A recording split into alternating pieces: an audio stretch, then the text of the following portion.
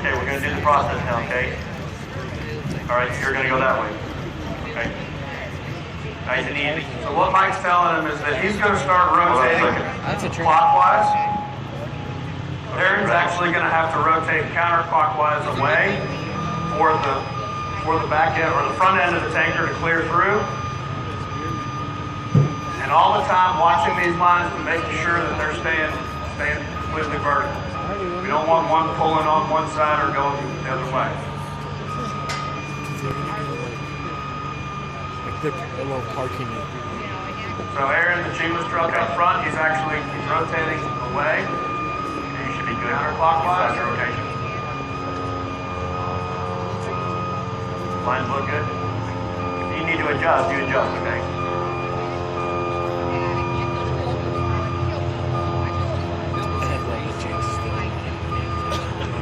We're actually going to keep it on its side because it's narrower on its side than when we roll it up and have the tandems underneath it. So we're going to keep it on its side, get it over.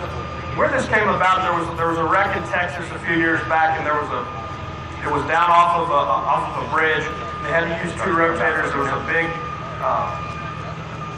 about 100-foot drop that they had to get to get this tractor up, or this trailer up. And they actually did this in the Dallas area, pulled this off, and then we've recreated it a few times for training schools and demos like this. So this is kind of simulating with it being down. We put the bus over there to make it kind of a little bit harder. You got to get a little more stick out. You got to push it to the limit. It gives you that kind of the same effect that we were if we had that big drop off. You see them rolling it around. Notice both the trucks are working at idle. We don't have to rev them up. They've got plenty of power at full at idle. Nice and smooth operation, whether it's on the Raptor system, Bronco's truck, or the proportional system on Chimas here. Their truck is sick. Okay, I'll stop. Go to the other side.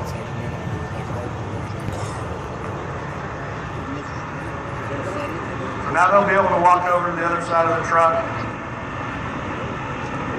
be able to pull it through, and then once we get it over to the other side, then we'll start the roll and set it back down in between the two. In between. The reason these trucks can run at idle and the reason that they can run 3 to 4 functions at the same time is the rotators run off what's called a piston pump system. So a little bit different system than the tandem pump system that you're used to in your regular integrated wreckers. The piston pump system actually only sends fluid to that valve when you engage that function. So it's not continuously circulating fluid through the hydraulic system.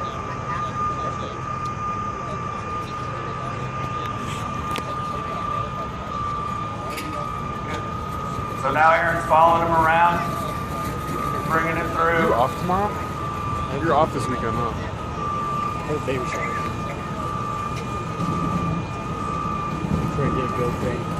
And so what Mike's going to have to do on the front truck here on Bronco's is he's going to have to bring it all the way back, and then he'll end up actually rotating back forward a little bit to keep those lines straight. Looking good, guys.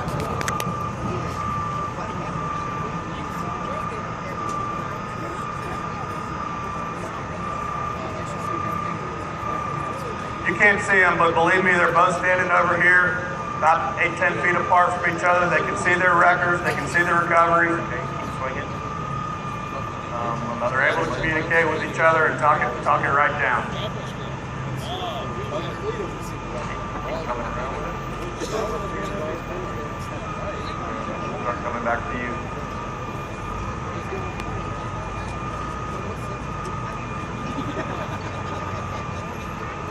All right, start rolling and lowering it.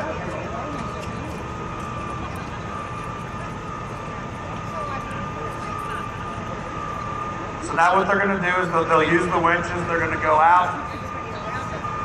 They're going to go out on the passenger side, in on the driver's side, and vice versa. One winch in, one winch out. You can easily do that with both the controls. The Raptor controller, you're controlling both of those main winches off of your right joystick. So he's just going to ride it down into that axis. You're winching out with one and going in with the other, keeping it nice and smooth. that off. There you go. Keeping tension on it, not letting anything get loose.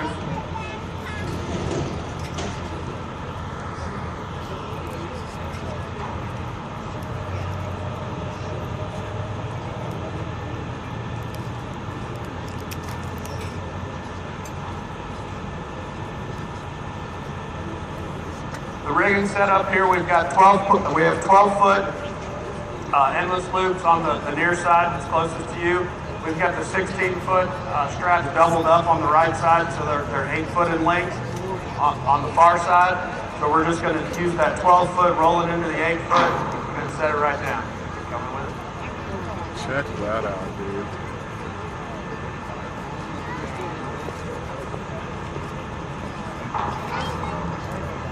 Another thing on the rigging I want to point out, you'll see where those straps come in on the front side of the tanker. We've used our trailer recovery plate, hooked it into the kingpin, chained it off to the landing gear. And the reason we did that is then it gives us a point to put 2 screw fin shackles there right at the kingpin instead of having to go all the way up to the landing gear to hook it up.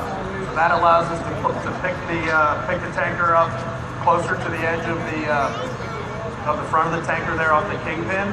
Saves us about 6 to 8 feet having to go back to the landing gear.